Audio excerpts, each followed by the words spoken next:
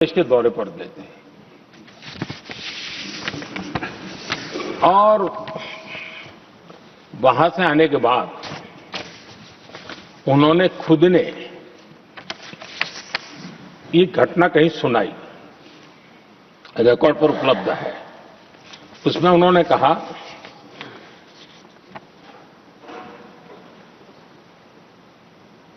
उस नेता ने क्या कहा, मैं उन्हीं के शब्द पढ़ रहा हूं।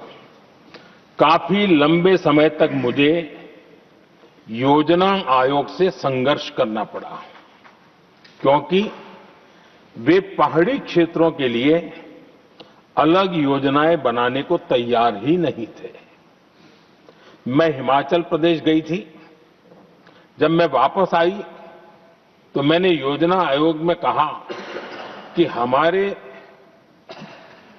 कामदारों को, वर्कर्स को जीप की जरूरत नहीं है, बल्कि खच्चरों की आवश्यकता है ताकि कम से कम उन पर सामान आदि लादा जा सके। आगे उन्होंने कहा, लेकिन मुझे बताया गया हम पैसा तो जीप के लिए ही देंगे क्योंकि खच्चरों के लिए पैसे देने की पॉलिसी नहीं है। इसी भाषण में आगे वो कहती हैं, अब वहां सड़कें ही नहीं थी। उनका कहने का कारण यह था कि हिमाचल में जहां वो गई वहां सड़कें ही नहीं थी। अब वहां सड़कें ही नहीं थी तो फिर उस पर जीप का क्या लाभ हो सकता है? जीप लेकर के कौन जाएगा जहां रोड नहीं है? लेकिन उस समय योजना आयोग का जोर था या तो जीप या तो कुछ भी नहीं। आदरणीय सभापति जी, ये भाषण किसी और का नहीं, ये कांग्रेस के वरिष्ठ नेता और तत्कालीन प्रधानमंत्री इंदिरा गांधी का भाषण है।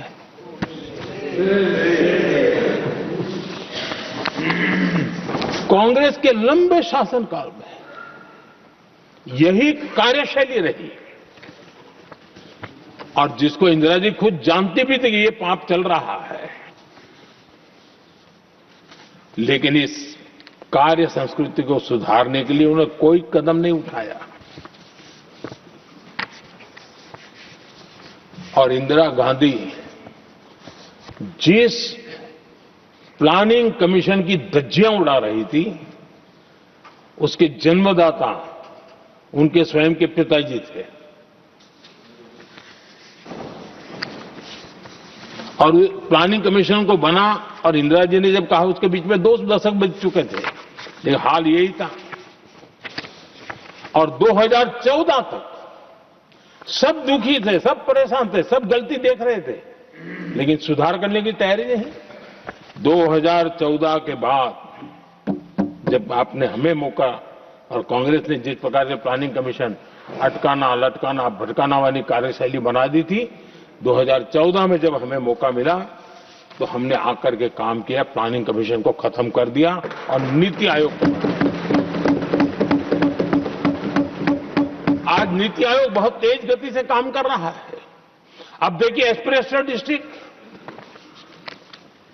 वो भी एक बड़ा प्रेरक उदाहरण है। और मैं तो देख रहा हूं कि डेवलपिंग कंट्रीज के लिए, विकास के लिए एक मॉडल के रूप में वैश्विक संस्थाएं इसको अनुमोदन दे रही है। ये एस्पिरेशनल डिस्ट्रिक्ट की ये सफलता बनी है। देश के कई जिले ऐसे थे जिसको पिछड़े मान करके छोड़ दिया गया था और वहां करोड़ों लोगों की जो मौलिक जरूरतें थी उसको भी नकार दिया गया था। उनको तो ऐसे ही जीने के लिए मजबूर कर दिया गया था। और जो पिछड़े इलाके थे वो और पिछड़े होते गए और बर्बादी आती गई। और हालत तो सरकार में ऐसी थी कि जब किसी को पनिशमेंट ट्रांसफर करनी होती थी, पनिशमेंट पोस्टिंग देना होता तो ऐसे ही जिलों में भेजा जाता था ताकि और खराब करे वो। ये हाल बन गया था, ये वर्क कल्चर बन गया था। हमने इस स्थिति को बदला। सबसे पहला आग्रह किया, यंग होनहार अफसरों को लगाया जाएगा और पूरा 3 साल का मौका उसको दिया जाए काम करने का। एक के बाद अब एक निर्णय किए। और आज देखिए किसी समय छत्तीसगढ़ का हमारा बस्तर एस्पिरेशनल डिस्ट्रिक्ट में था, आज वो बस्तर पूरे देश में बस्तर ओलंपिक के नाम से चर्चा में है।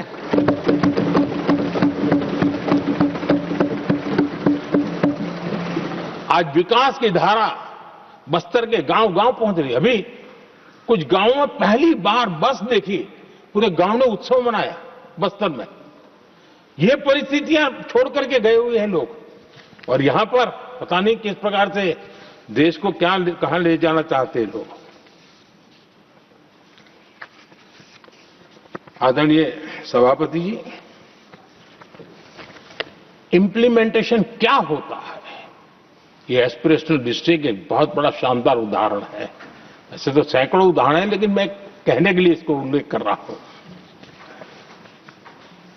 कांग्रेस के हमारे साथियों को ये जो बदलाव आ रहा है उसमें इंप्लीमेंटेशन नजर नहीं आ रहा है, और उनका तो एक ही वो प्लानिंग कमीशन वाला मॉडल है, जीप और खच्चर वाला मॉडल, यही वो लोग जानते हैं, उससे आगे कुछ नहीं जानते। और ये इंप्लीमेंटेशन कैसे करते हैं, मेरा जन्म नहीं हुआ था उसके पहले सरदार वल्लभ भाई पटेल ने नर्मदा नदी पर बांध बांधने की कल्पना की।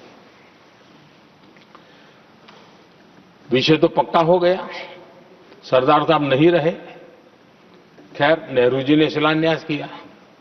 अब इंप्लीमेंटेशन देखिए इनको, मेरा जन्म नहीं हुआ था जब इसकी कल्पना की गई थी, और प्रधानमंत्री बनने के बाद मैंने उसका उद्घाटन किया, ये हाल है।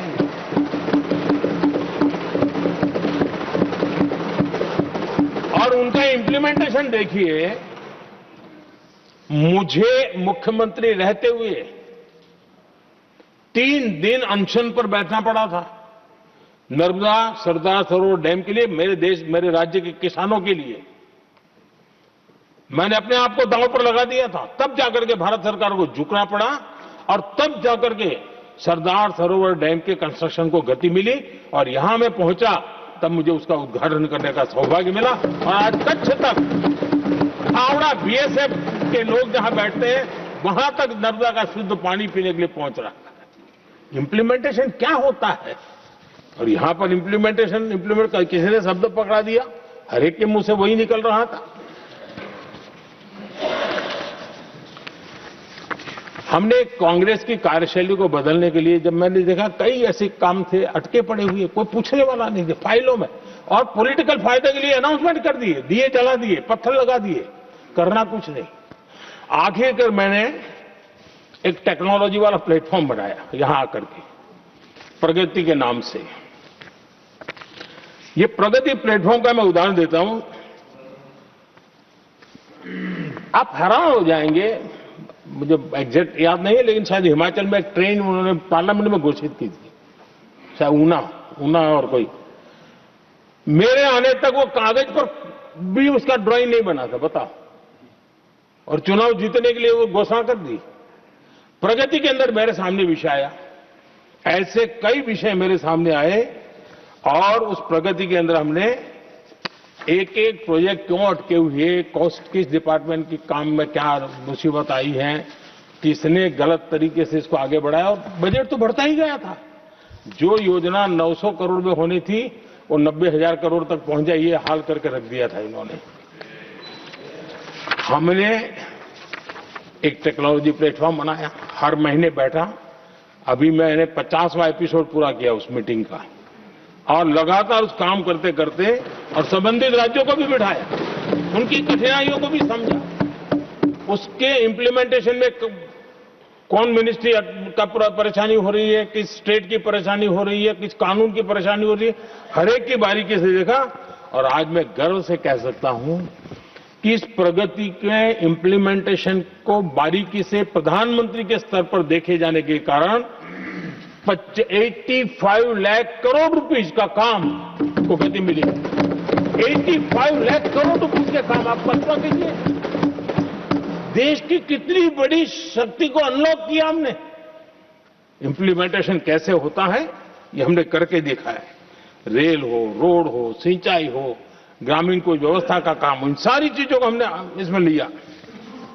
अब जैसे जम्मू उधमपुर श्रीनगर बारामूला रेल लाइन, आज ये प्रोजेक्ट पूरा हुआ और बर्फबारी में इन दिनों आपने देखा एक वीडियो बहुत पॉपुलर हुआ है, बर्फ के बीच में थे, चारों तरफ बर्फ की चादर छाई हुई है और वंदे भारत ट्रेन निकल रही है और लोग कहते हैं गलती मत करना, ये तो विदेश है, ये हिंदुस्तान है, ये रील चल रहे हैं बाजार में।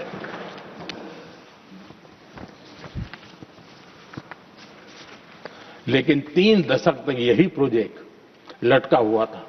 3 दशक, 30 साल आप कल्पना कर सकते, 2 पीढ़ी आगे बढ़ जाए, ये यही के अटके पड़े थे।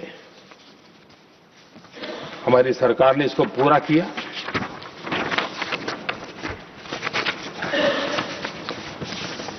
आदरणीय सभापति जी, मैं असम की बात करता हूं और कोई ये मत सोचो कि मैं चुनाव है इसलिए बोल रहा हूं। इनके पाप है इसलिए मुझे कहना पड़ रहा है। कांग्रेस सिर्फ इमेजिन करती है और इंप्लीमेंट करने का उनको कोई लेना देना ही नहीं होता है।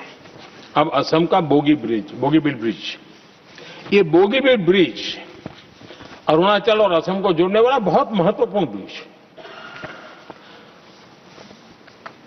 कितने ही सालों तक ये प्रोजेक्ट लटका रहा। हमने प्रगति के माध्यम से इसको रिव्यू किया और असम सहित पूरे नॉर्थ ईस्ट को बहुत बड़ी सुविधा वाला ये काम हमने पूरा किया। आदरणीय सभापति जी,